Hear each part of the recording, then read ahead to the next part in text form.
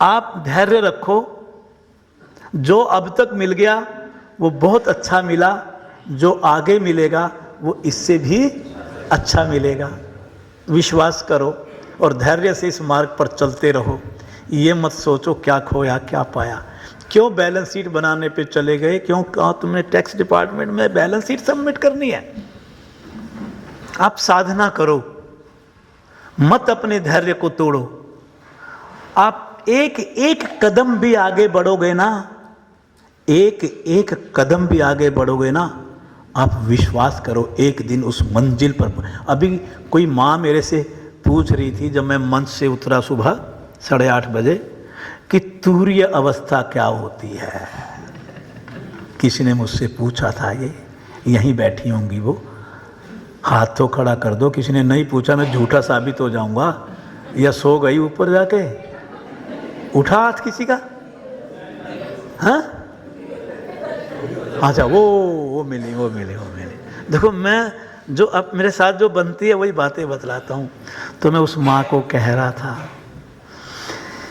कि देखो, इस समय हम जागृत अवस्था में हैं। किस में हैं? जागृत अवस्था में हैं। जब चेतन मन काम करता है। कौन काम करता है? चेतन मन काम करता है।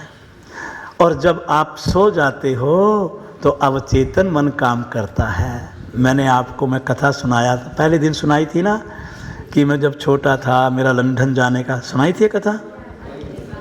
लंदन वाली नहीं सुनाई? सुना देता हूँ। और मेरी जीवन की सच्ची कहानी है। जब स्कूल में पढ़ा करता था, पैसा वैसा उस ज़माने में इतना होता नहीं था। मन ही मन सोचा करता था, हे भगवान, लंदन घूमने का मन कर रहा है, लंदन घुमा दे। कैसे घुमा दे? टिकट के पैसे नहीं तो कैसे घूम ले।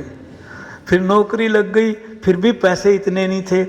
पर सपना देखने में तो कोई बुराई नहीं थी ना, उस पर टैक्स लगता नहीं, पैसे चाहिए। दिन में सोचा करता था, रात को जैसे ही सोता तुरंत स्वप्न में चला जाता। क्या सोचता? कि माला माल हो गया, एयर टिकट खरीदा, जहाज़ में बैठा, लंदन गया, नीचे उतरा, लंदन की सड़कों पर घूम रहा हूँ। क्या है वहाँ पर? वो मैडम तुषार, पता नहीं क्या है, मैडम तुषार देखने गया। हर जगह टिकट खरीदता रहा, डॉलर है मेरे पास। बस इतनी देर में क्या करता, कई बार उन दिनों बिजली नहीं हुआ करती थी, मच्छर काट लेता, और मच्छर काटते आँख खुल जाती, वापस इंडिया उसी चारपाई पे पड़ा हुआ मिलता था। ये मैडम स्वप्न की अवस्था कहलाती है। वो जागृत अवस्था है, ये स्वप्न की अवस्था है जिसमें अवचेतन मन अपने खेल खेलता है। और इससे अगली अवस्था आपकी प्रगाढ़ नींद की अवस्था है। कौन सी? प्रगाढ़ नींद की अवस्था, सुसुप्त अवस्था कहते हैं उसको हम। क्या कहते हैं? सुसुप्त अवस्था कहते हैं। उसमें आप बिल्कुल बेहोशी में चले जाते हो।